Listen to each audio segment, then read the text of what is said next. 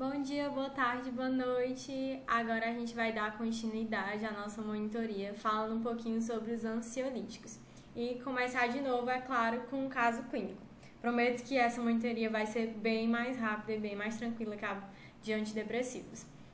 Vamos lá. João, 25 anos, estudante do 6º ano do curso de medicina. Ele chegou com a queixa, né? Eu não consigo fazer nada direito. Passo o dia preocupada, engordei, não consigo dormir, estou cansado. Não tô falando de vocês, gente. É o João, de 25 anos. Relata que há 8 meses não está conseguindo concentração suficiente para estudar e tem estado muito tenso.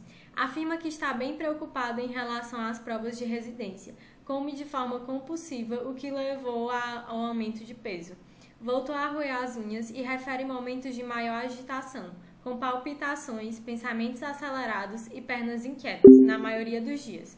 Refere não estar conseguindo dormir bem, pois fica durante horas pensando em vários afazeres, preocupações. Sente-se desconfortável e irritado quando é questionado em seu rodízio de internato, visto que afirma ter sensações de branco. Nega o uso de drogas ilícitas e refere ingesta alcoólica socialmente. Possui vida sexual ativa com parceira exclusiva, usa método contraceptivo, nega o uso de medicação contínua, nega alergias. Exame do estado mental. Boa aparência, bem vestido, higiene preservada, postura sem alterações e expressão facial preocupante. Leve agitação psicomotora, ansioso, triste, levemente irritado. Desesperançoso, fala rápida, bem orientado no tempo e espaço, alerta e apresenta certo grau de distração. E aí, o que esse quadro parece para vocês? Não que eu tenha falado qual é o tema antes, né? Mas o que esse paciente parece ter para vocês. Mas já que vocês acham que é um quadro de ansiedade, qual seria a conduta? Qual medicamento eu passaria? Passaria algum medicamento? Então vamos lá. Primeiro definir um pouquinho o que é ansiedade. Crédito à minha amiga Duda por ter feito essas figurinhas lindíssimas do Divertidamente. Mas o que é a ansiedade? A sensação difusa, desagradável e vaga de apreensão, acompanhada por sintomas autonômicos como... Aí tem vários sintomas autonômicos, né? Não necessariamente você vai ter todos. Mas a pessoa pode ter cefaleia, pode ter inquietação, palpitação, desconforto estomacal. E, muito importante para a psiquiatria, para ser patológica, tem que ter um comprometimento social, profissional ou ser clinicamente muito significativo, realmente incomodar muito a pessoa, ter um sofrimento significativo para a pessoa.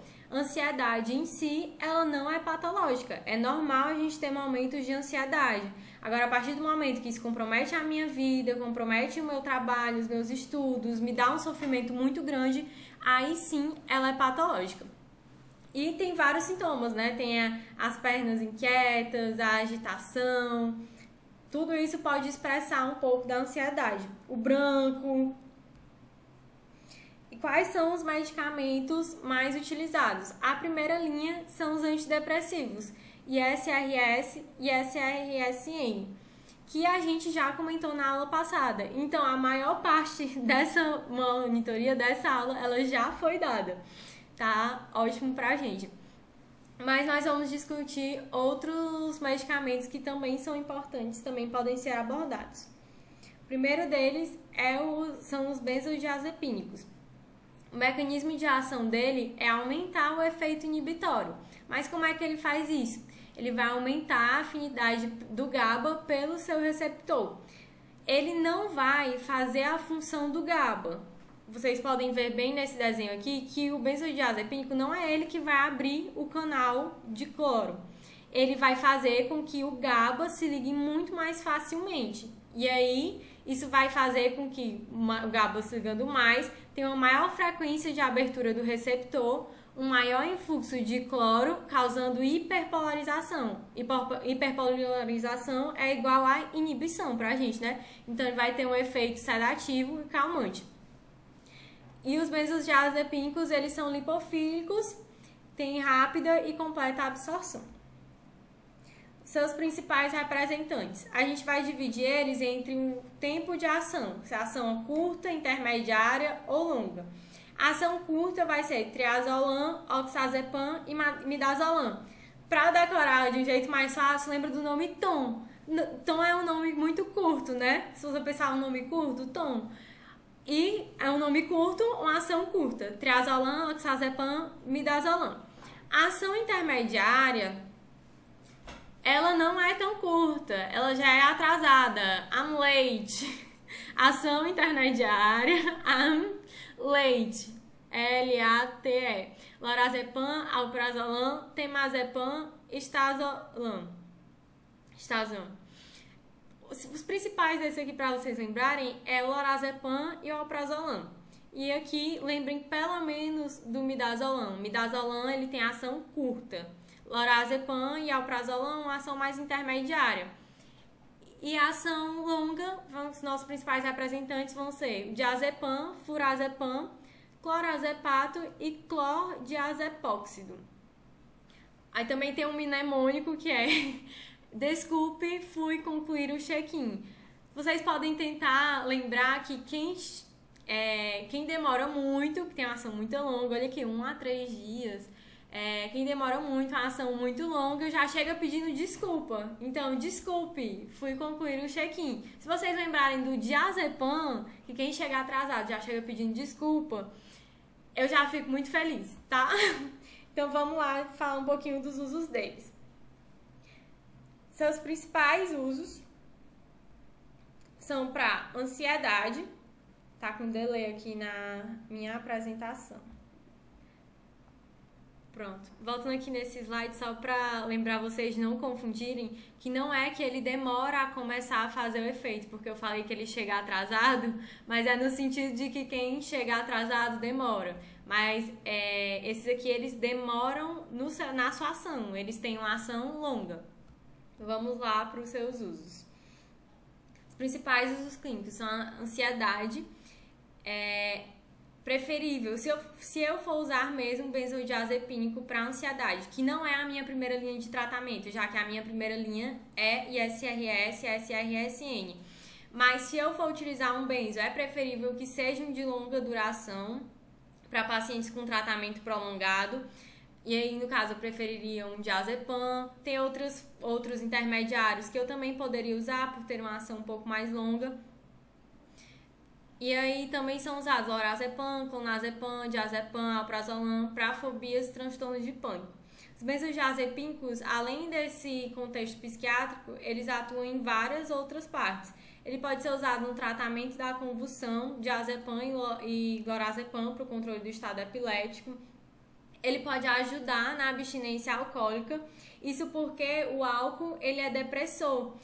Quando eu interrompo o uso do álcool, eu posso ter o que a gente chama de delirium tremens, além de outras alterações por causa da abstinência. Tem muitos efeitos adversos com a abstinência do álcool, né? E os benzodiazepínicos, eles vão ajudar a ir revertendo esses efeitos com mais calma. Eu vou suspender o meu uso do álcool, mas eu vou colocar um benzo para fazer esse mesmo efeito e tirando as doses do benzo aos poucos. E aí o meu paciente ele não vai sentir tanto o efeito adulto dessa abstinência. Porque o benzo e o álcool eles são depressores, eles apresentam essa tolerância cruzada. Mas ao mesmo tempo lembrar que nunca vou poder usar os dois juntos. Que o meu paciente é alcoólatra, ele não suspendeu o alcoolismo e eu quero passar o benzo para ele para tratar uma ansiedade, algo do tipo, eu não vou poder fazer isso, porque eles vão somar o seu efeito, então vai deprimir muito o estado do meu paciente. Mas a gente vai repetir isso porque é muito importante quando a gente for falar um pouquinho dos efeitos adversos.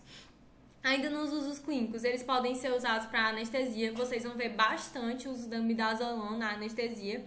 O midazolam é um dos que tem a ação curta, o início rápido. Ele é ansiolítico, amnéstico e sedativo. Também pode ser usado o diazepam. Eles também são utilizados no tratamento da insônia. O triazolam, ele tem ação curta e ele ajuda a iniciar o sono. Então, quem tem a insônia inicial, o triazolam é uma opção.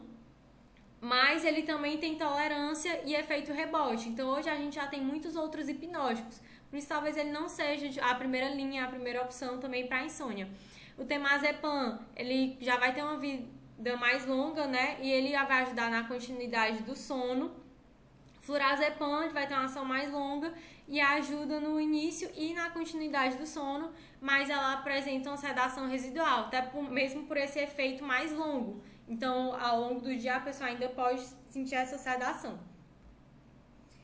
Quanto às reações adversas, como ele é depressor, ele vai causar uma sonolência. Ele pode causar uma sonolência e confusão, ataxia, se for em doses elevadas, depressão respiratória, principalmente se associado a outras drogas, é o que eu falei.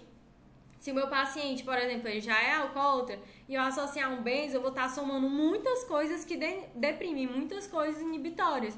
Então, tem um risco de ter até uma depressão respiratória. Isso é altamente perigoso. E eles causam muita tolerância e dependência. Por isso que os benzodiazepínicos, eles não são a nossa primeira opção de tratamento. A gente tenta fazer os ISRS e SRSN, que eles são de fato um tratamento e não causam dependência. Mas os benzos não, as pessoas realmente desenvolvem tolerância e dependência. E tem paciente que quer ficar tomando benzo e vai atrás para conseguir um benzo, porque se torna um pouco viciante, né? Dá uma dependência mesmo. Você se sente mal quando você interrompe. Então, a mesma forma, quando for tirar o medicamento, o benzodiazepínico, tem que ir tirando gradualmente. Mas, se eu usar esporadicamente, não vai ter tanto problema. Por exemplo, se o meu paciente ele tem uma síndrome de pânico e aí normalmente ele tá ok, mas quando ele for ter, aí ele pode usar um benzodiazepínico, em casos mais episódicos. Se o meu paciente ele só tem transtorno de fobia social quando ele vai fazer apresentações, e aí vai ter um dia que ele vai ter que apresentar num congresso, ele pode usar o benzo naquele momento. Um dia que for mais estressante, que não for conseguir dormir, ok, ele pode usar em coisas pontuais sem sofrer essa tolerância e dependência, porque ele não está fazendo uso contínuo, mas esse não vai ser o tratamento principal dele, não vai ser o foco. Em alguns casos, vai ser o benzodiazepínico, ele vai ser utilizado de uma forma mais contínua, sendo que a gente tem que tomar todos esses cuidados para a pessoa ela não desenvolver uma tolerância ou dependência e fazer o esquema de ir tirando a medicação aos poucos. Usa o tempo necessário, um tempo mais longo, mas quando for tirando, vai retirando aos poucos a dosagem para a pessoa não sofrer muito com os efeitos adversos. Contraindicações: é contraindicado para gestante, para as mães que amamentam, tem que ter uso cauteloso em pacientes com doença hepática, glaucoma de ângulo estreito agudo e glaucoma aberto não tratado também. A gente lembra um pouquinho das contraindicações aí do glaucoma com os tricíclicos, né? Também não podem. Fumazenil, ele é o antagonista do receptor GABA, que vai reverter muito rápido o efeito dos benzodiazepínicos. Então, você pode pensar, chegou um paciente intoxicado por benzodiazepínico, vou e dou fumazenil. Mas não é bem assim, porque se a pessoa já tiver, ou já usar também triciclos ou antipsicóticos, ou se ele for um usuário crônico de benzodiazepínico, pode até ocasionar uma convulsão se eu der o fumazenil. E o efeito do fumazenil é muito rápido. Então, se o meu paciente ele se intoxicou com diazepam, que tem uma vida muito longa, uma ação longa, e eu der um fumazenil, aí ele vai acordar, vai melhorar e vai apagar logo em seguida. Então, eu tava até conversando isso na aula do professor de emergência, que normalmente não vai ser a escolha de tratamento para uma intoxicação com benzodiazepínico, porque o efeito dele também é muito rápido, então eu tenho que fazer todas as outras medidas da emergência, de manter a via aérea e tudo mais. Mas lembrem que o fumazenil, ele é o antagonista do GABA e ele vai ser o nosso antagonista dos benzodiazepínicos, sendo que não vai ser utilizado tão magicamente quanto a gente gostaria que fosse, né? Vamos aqui então para um caso clínico Vamos aqui voltar para esse caso clínico que a gente abordou no início, que era o João, de 25 anos. E aí, qual seria o tratamento dele, né? Como eu falei, benzodiazepínico não é a primeira opção. Então, a primeira opção dele seria o ISRS. Mas eu coloquei um benzo aí porque ele tá com sintomas muito agudos que tá prejudicando muito o cotidiano dele agora. Ele precisa estudar, ele não consegue estudar, ele precisa continuar a vida, ele não consegue fazer nada. Então eu posso dar inicialmente esse benzodiazepínico por algumas semanas, enquanto o meu inibidor seletivo de recaptação de serotonina não tem efeito, porque, como eu já falei pra vocês, eles demoram para começar a fazer efeito, os ISRS, ele só vai fazer efeito lá pela terceira semana, segunda, terceira, quarta semana, e nesse tempo eu administro o benzo, e aí o benzo ele sim já tem um efeito que começa muito rápido.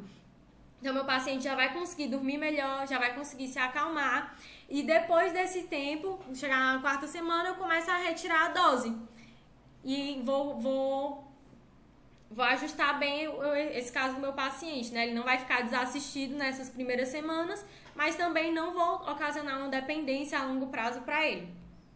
E vou tratar como deve ser feito, que era com ISRS. Vamos para mais uma questãozinha agora. Se quiser pausar para ler e pensar na resposta, eu vou ler aqui com vocês. Seu Vladimir, 68 anos, polimedicamentoso, alega forte ansiedade porque sua filha vai se casar e o deixará morando sozinho. Apresenta muitas preocupações, mesmo com a filha alegando que morará perto e que terá auxílio de cuidadora. Se preocupa bastante porque já sofreu queda, que fraturou o braço e tem muito receio de cair e morrer. Relata que dorme bem, mas durante o dia fica agitado e não consegue fazer seus afazeres direito. Quais das seguintes medicações se adequaria melhor para o caso de seu Valdemir? Opção A, fluoxetina. Aí vocês já estão cansados de ouvir falar, né? Eu não vou dar fluoxetina para um paciente idoso polimedicamentoso, né? Então tá aqui bem clarinho no início da questão. Polimedicamentoso vocês já sabem que não é. Diazepam mais escitalopram, será? Buspirona, será? Buspirona não é bupropiona, tá? Bupropiona é um antidepressivo. Buspirona é outro medicamento. Fenobarbital, vixe, aí foi esticado, né? Esse fenobarbital. Qual vocês acham que é a opção correta? Então vamos discutir um pouquinho o que é a buspirona. A buspirona é um ansiolítico que ele vai agir especialmente nos receptores de serotonina 5-HT1 e também no 5-HT2 e dopaminérgicos D2. Então ele age ali na serotonina e na dopamina, a buspirona. Lembrem lá da bupropiona, que é um antidepressivo, vai agir na dopamina e na norepinefrina, né? Pra quem lembrou, não estava lembrando. Mas voltando aqui na buspirona, ela vai ser muito útil no tratamento da ansiedade crônica. Tem um início de ação lento e não é eficaz para ansiedade aguda. Então, episódio bem agudo de ansiedade, eu realmente vou pensar mais nos benzodiazepínicos. Tem baixa frequência de efeitos adversos, no geral é um medicamento que tem poucos efeitos adversos e é improvável de dependência, então ele tem esses benefícios bem maiores em relação aos benzos. A sedação e disfunção cognitiva e psicomotora são mínimas, não vai potencializar a depressão do sistema nervoso central pelo álcool, não possui ações anticonvulsivantes e miorrelaxantes, e pode causar hipotermia e aumento dos hormônios do crescimento e prolactina. De efeitos mais adversos, pensaria na hipotermia e aumento dos hormônios do crescimento e prolactina.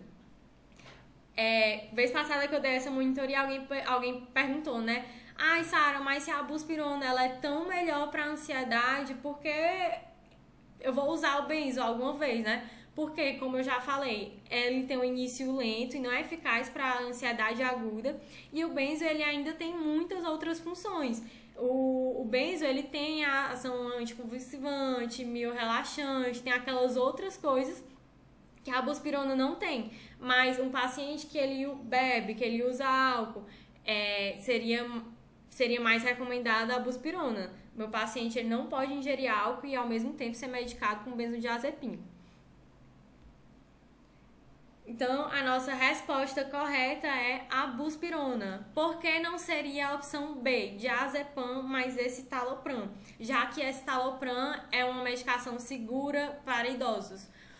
Porque ele tem muito risco de queda. É um idoso que já fraturou, então ele já tem um histórico e ele tem esse risco de queda. Ele também não tem uma queixa de que ele precisa dormir muito, que ele dorme mal, né? Porque os benzos, eles são bem sedativos, então ele tem um efeito benéfico para o sono, mas ele não, esse paciente específico, ele não precisa desse aporte todo para dormir. Mas ele tem muito receio de queda. E o benzo, ele pode sedar. O diazepam, então, ele tem uma ação longa que vai ter um efeito residual no meu paciente. Então, ele vai ter um risco muito maior de queda. No geral, eu evito sedar idosos, principalmente se eles já tiverem um risco de queda. Então, por isso que a minha opção correta seria o item C, buspirona. Agora, vamos falar um pouquinho dos barbitúricos. Os barbitúricos são aqueles medicamentos que vocês não vão usar. Eles são os imaus dos ansiolíticos, né? Os imaus, no geral, vocês não vão usar para depressão e os barbitúricos, no geral, vocês não vão usar para ansiedade. Mas é bom a gente conhecer que eles têm algumas ações também. Eles foram muito substituídos pelas outras medicações por causa dos seus efeitos adversos. O mecanismo de ação deles é que eles se ligam aos receptores GABA e eles vão potencializar a conexão com o neurotransmissor. Então, também vai ter esse efeito inibitório por causa do GABA. Além disso, eles bloqueiam os receptores excitatórios de glutamato. Então, eles aumentam o meu efeito inibitório e reduzem o meu efeito excitatório. Ou seja, muito inibitórios. Os usos clínicos deles são como anestésicos. O tiopental, ele tem curta duração e ele é utilizado como anestésico. Como anticonvulsivante, assim como os benzodiazepínicos, eles também são utilizados como anticonvulsivantes, mas em último caso. Isso vocês vão ver mais na neuro ou na pediatria, tratamento de convulsão. Os fenobarbitais, eles são usados em convulsões tônico-clônicas e tratamento do estado epilético refratário, ou seja, que não melhora, mesmo com muitas tentativas. Mas ele pode deprimir o desenvolvimento cognitivo em crianças e o desempenho cognitivo em adultos. Então, por ele ter esse efeito depressor da cognição, ele acaba sendo uma última opção. O benzo, ele vem antes como uma opção do que o fenobarbital, no uso como anticonvulsivante. Ele também pode ser utilizado como hipnótico sedativo. O butalbital, ele é usado comumente em produtos associados, aí eles não são usados tão só, né? Eles são mais combinados com outras medicações para ter esse efeito sedativo. Então, o butalbital, ele é usado com paracetamol e cafeína, ou ácido acetilsalicílico e cafeína, para ajudar no manejo das cefaleias por tensão ou enxaqueca. Como eu falei, eles têm muitos efeitos adversos, entre eles a sonolência, já que ele é extremamente inibitório, depressor, ressaca farmacológica, indução do sistema CYP450, que a gente já comentou antes, né? Que vai acabar diminuindo a ação de fármacos que são biotransformados por essas enzimas no fígado. Dependência física, outro motivo muito importante para ele não ser muito usado, porque ele causa dependência física e eu tenho outras opções de tratamentos melhores. A intoxicação por ele vai ocasionar depressão cardiorrespiratória, isso é lógico, já que eles são super inibitórios, e eles também não têm um antagonista específico. Lembrem que os benzodiazepínicos, eles vão ter o fumazenil. Eu comentei aqui, os benzodiazepínicos, eles vão ter o fumazenil. Mas os barbitúricos, eles não vão ter um antagonista específico. E queria lembrar que no geral, evita-se medicamentos sedativos para idosos pelo risco de queda. Então, quando vocês verem alguma questão, lembrem se o medicamento é muito sedativo, vejam o estilo do paciente, se é um paciente que tem risco de queda ou não. Naquela questão que eu botei por último, ela deixou bem claro, por exemplo, que era um paciente com alto risco, então já ia evitar todos os medicamentos que fossem nessa linha. E é isso, essas são as minhas referências. Eu utilizei o Farmacologia Ilustrada, que é um livro que eu super indico porque ele tem uma leitura muito fácil, ele tem muitos desenhinhos. Então, se você não tá com a cabeça para ler muita coisa, que é um livro um pouco mais objetivo, o Farmacologia Ilustrada, ele é bem didático. Mas ele também é um pouco mais resumido, né? Tem o clássico, o Hangdale, e o meu queridíssimo da psiquiatria, é o Fundamentos de Psicofarmacologia Distal. Esse foi um que eu mais usei aqui para montar essa monitoria. Todas essas imagens de mecanismo foram tiradas desse livro do Distal. Se alguém estiver disposto a ler um pouco mais, quiser conhecer mesmo toda a fisiologia, toda a farmacologia, ele é um ótimo livro, é bem mais extenso, né? Você tem que ter um pouco mais de tempo, mas ele explica de um jeito muito legal e muito fácil. Vou pedir para a Amanda enviar esse material para vocês. E também tem outro livro que até me ajudou nos mnemônicos, ele que deu a ideia de vários mnemônicos que eu falei para vocês, que é a Farmacologia em Mapas Mentais, que eu vou mandar o PDF para vocês também. É isso, gente. Muitíssimo obrigada. Espero que vocês tenham aproveitado. Espero que vocês se deem muito bem nas provas. Desejo tudo de bom e até a próxima monitoria. Tchau!